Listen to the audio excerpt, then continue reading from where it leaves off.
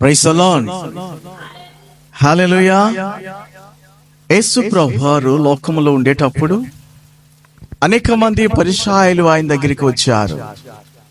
అనేక మంది వచ్చి ఆయనతో తర్క వితర్కములు చేస్తూనే ఉన్నారు. అసలు యేసు ప్రభుని వారు నమ్మటం లేదు. యేసు ప్రభుని నమ్మటం లేదు.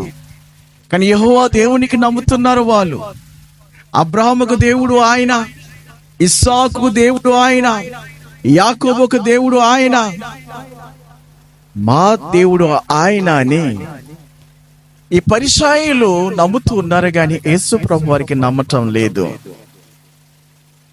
యేసు ప్రభు వారు అన్నారు, మనం చూసినట్లయితే యోహాను సువార్త 8వ అధ్యాయములో 42 నుంచి ఒక మాటలు అక్కడ రాయబడింది. అదేంటంటే, అయ్యా వినండి నా మాటలు, నేను నా మట్టుకు నేను రాలేదు, నా మట్టుకు నేను రాలేదు, నన్ను ఒక వ్యక్తి పంపిస్తే వచ్చాను.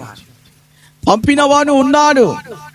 ఎవరికైతే మీరు తండ్రి అంటున్నారు, ఎవరికైతే దేవుడు అంటున్నారు, ఆ దేవుడు నా దేవుడు, నా తండ్రి. ఆయన పంపిస్తే లోకానికి వచ్చాను. ఎందుకు వచ్చాను తెలుసా? మీ రక్షణ కోసం వచ్చాను. నేను సత్యం చెప్తూనే ఉంటే మీరు నమ్మటం లేదు. సత్యమైన మాటలు చెప్తుంటే నమ్మటం లేదు మీరు. కానీ ఎవరైతే వాళ్ళ సొంత పేరులో వచ్చి అబద్ధము చెప్తే నమ్ముతారు. అబద్ధము చెప్పిన వారికి నమ్ముతారే గాని నేను సత్యము చెప్తూనే ఉంటే నమ్మటం లేదని ఆనాడే యేసు ప్రభువారు ప్రజలకి బోధించారు. ఈ రోజు కూడా సత్యం ఏమిటో అసత్యం ఏమిటో ప్రజలు గమనించలేకపోతూనే ఉన్నారు. అబద్ధము చెప్పిన వారికి దేవుడని నమ్ముతున్నారు. అబద్ధం చెప్పిన వారికి వారి వెంటనే వెళ్తున్నారు. కానీ సత్యం చెప్పిన వారి వెంటే మాత్రం వెళ్ళటం లేదు. అంతవరకు ఎందుకు? ఈ రోజుల్లో మా భారతంలో కూడా అనేక మంది వారు పేరులో వారు పేరు పెట్టుకొని నేనే అవతార పురుషుడు అంటూ, నేనే దేవుడు అంటూ చెప్తూ అబద్ధము చెప్పిన వారికి అనేక మంది నమ్ముతున్నారు దేవుడు అని. కానీ దేవుడు ఎవరు? సత్యము చెప్పినవాడు దేవుడు, అబద్ధము చెప్పినవాడు అబద్ధికుడు. కానీ దేవుడు అనుకున్న వారు అనేక మంది ఈ రోజులో బాబాలు చూస్తే జైల్లో మక్కుతున్నారు. అబద్ధం చెప్పిన వారు వెంటే ప్రజలు పరిగెడుతూనే ఉన్నారు. సత్యము చెప్పిన వారు వెంటే మాత్రం ఎవరు వెళ్ళరు. అందుకే యేసు పరిసయ్యులకి అన్నారు, నేను సత్యం చెప్తుంటే ఎందుకు మీరు నమ్మటం లేదు? నా మట్టుకు నేను రాలేదు, నన్ను ఒక వ్యక్తి పంపించాడు. మీ రక్షణ కోసం, మీ మారు మనసు కోసం, మీకు పలుకు రాజ్యం తీసుకుని వెళ్ళాలని పంపినవాడు ఉన్నాడు. ఆ వ్యక్తి పంపిస్తే నేను లోకానికి వచ్చాను. ప్రభునందు నా పిల్లరా, ఈరోజు దేవుడు మనతో మాట్లాడుతూనే ఉన్నాడు. ఆయన పలికిన ప్రతి మాట సత్యమే. బైబిల్లో ఏదైతే ఉందంటే అబద్ధము కానే కాదు. సత్యమైన మాటలు పలికిన వాడు సత్యవంతుడు.